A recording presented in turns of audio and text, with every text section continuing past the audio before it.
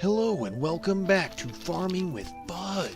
Today we'll be growing the m-16 A1 steak sauce variant. Start as we always do by digging a small hole in the ground, clearing away all the foliage that might be in your way. After you've scathed a suitable amount of land, you'll need the new but retro .223 seed cartridge. Next, place the seed haphazardly in the hole. We'll let the trial test be done in the field. Hopefully we don't have powder problems later. Next, add a soil containing pulverized watermelons from Curtis LeMay and Bobby McDonald's tests. Good luck getting it. Uh-oh, looks like a stoner's caught wind of the rotting watermelon and high efficiency.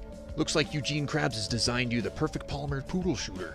Now, I know there's a trend towards smaller and lighter arms, but this is getting a little excessive. I think we should put this back in the ground and let it grow a little longer. Gently place small but deadly back in the ground. Looks like we got a letter from Blue's Clues in the mail. Oh, hooray! It's a free all-inclusive vacation to a tropical getaway for an entire year. Let's place it on the plant.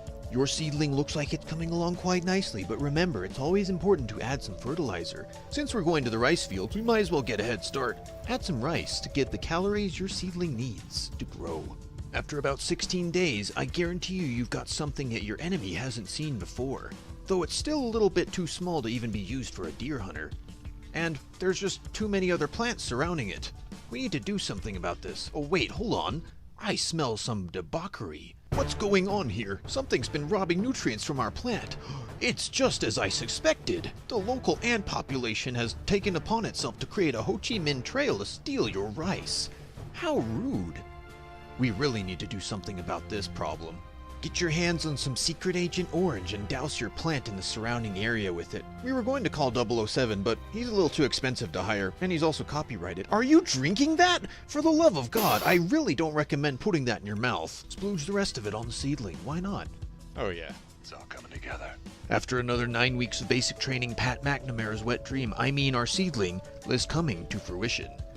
But the question is the fruition fruiting? Remember, if you ask nicely, you can check. Gently remove the seedling from the ground. Next, give your seedling a good yank. Next, gently remove the magazine. I said gently, it's tender. As you can see, the fruiting body is absolutely stuffed with more of an efficacious dose of seeds than Gorilla Mine nootropic formula. Gently replace the fruit and seedling back to the soil. We have further planting we need to plant. Next, we're going to add some genuine napalm liquid fertilizer to our sapling. Please don't do this in your multiverse. In my reality, I am reality. And unlike you, I have total control over what happens. Oh geez, here we go! Our poor sapling is doomed. You've destroyed it. All this hard work, it's over. It's going to melt. It's all done for. Good job. You failure. Although, I must admit, doesn't seem to be doing anything to it yet. It's almost like it's enhancing it. Man, you smell that? Can you smell that? Of course you can't, but I can.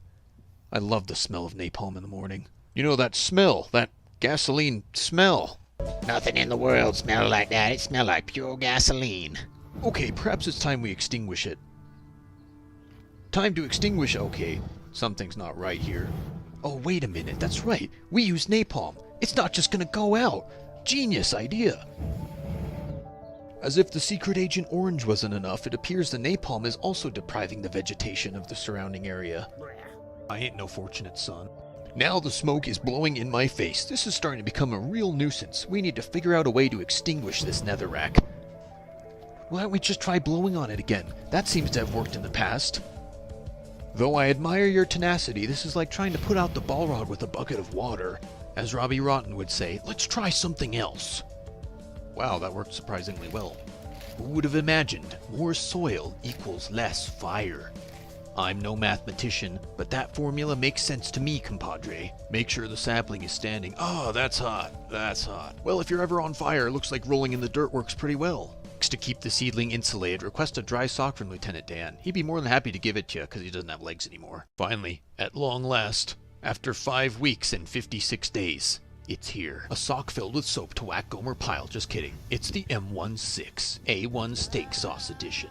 Remove the sock and proceed to inspect the plant. No need to be gentle anymore. If you want to go ahead and harvest your tree, you're more than ready to. It's done. Hopefully you've been drinking your Ovaltine, because your next stop is Yadrang Valley with Mel Gibson. No need to worry though, just keep your tree hard and your powder dry, and the world will turn. And to think they said my methods were unsound. Do you think this is unsound? Look what you've gotten out of this. I mean, it's fully functioning and, oops. Well done, fellow farmer. You should be proud of your lightweight, air-cooled, gas-operated, magazine-fed, shoulder-fired weapon that fires a 5.56mm ball projectile at 3,200 feet per second. It's not an onion, Mason. The real Woods would never say that. By the way, nothing is over. Nothing. You just can't turn it off like that. They're in the trees.